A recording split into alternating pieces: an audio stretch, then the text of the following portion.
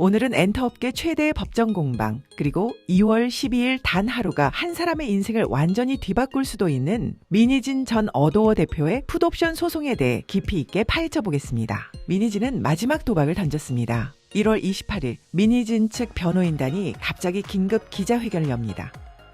겉으로는 뉴진스 템퍼링 의혹에 대한 해명이라고 했지만 법조계는 판결 전 마지막 여론전이라는 분석이 지배적입니다. 바로 재판부의 하이브 측이 결정적 증거를 제출한 직후였기 때문이죠. 그 증거는 단순한 문서가 아닌 판결의 방향을 단번에 바꿀 수 있는 핵폭탄급 자료였다는 이야기도 돌고 있습니다. 하이브 측의 문서가 제출되자 민희진 측은 급히 논리를 재정비하고 탄원서까지 쓴 후 기자회견이라는 형태로 마지막 반격을 가한 것입니다. 하지만 이 과정에서 또 다른 논란이 터지게 되는데요. 가장 큰 문제는 민희진이 기자회견에서 공개한 혜인의 큰아버지와의 카카오톡 대화의 내용이었습니다. 표면적으로는 템퍼링에 대해 전혀 모른다는 식으로 질문하며 상대방을 몰아붙이는 형태였지만 전문가들은 이 대화가 오히려 연출된 정황이 너무 뚜렷하다고 말합니다.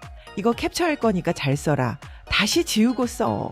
이제부터 연기할 타임이야. 이런 메시지가 하이브 측이 제출한 증거 안에 담겨 있었기 때문입니다. 즉 대화 자체를 조작하거나 상황을 만들어냈다는 의혹이 제기된 겁니다.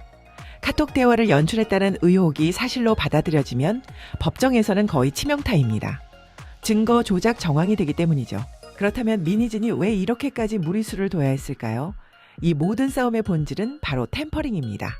재판부는 이미 여러 판결에서 민희진이 뉴진스를 이용해 어도어를 하이브로부터 독립시키려 했다고 판단했습니다. 사전 여론전을 기획하고 뉴진스 부모들을 앞세워 마치 하이브가 뉴진스를 부당 대우한 것처럼 여론을 만들려 했다는 정황도 나왔습니다. 어도어를 인수할 투자자까지 알아봤다는 사실도 확인됐죠. 이 모든 것이 계약 위반으로 이어졌고 따라서 재판부는 이건 뉴진스를 보호하려고 한 행동으로 볼 수 없다라며 명확하게 선을 그었습니다.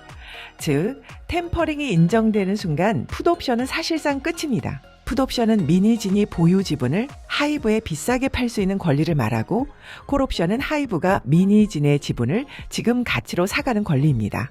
민희진이 원한 건 당연히 풋옵션인 비싼 가격에 지분을 팔아 큰 돈을 챙기는 것이죠. 하지만 템퍼링이 인정되면 재판부는 계약 위반을 한 사람이 인센티브를 받을 수는 없다라고 판단하고 풋옵션 몰수, 콜옵션만 인정되는 것이죠.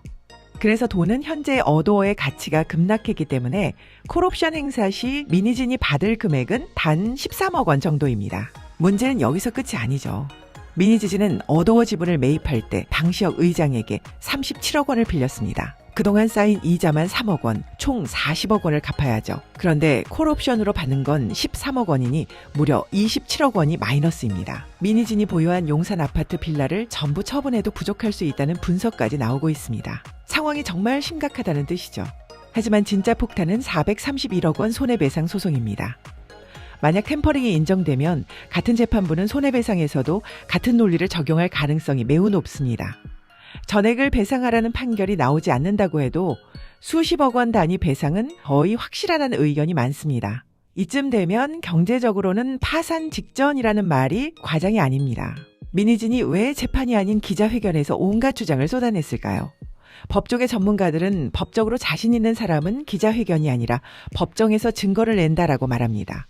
지금까지 민희진이 보여준 건 하이브의 증거를 무효화하려는 시도였지 자신을 입증하는 결정적 증거는 없었습니다.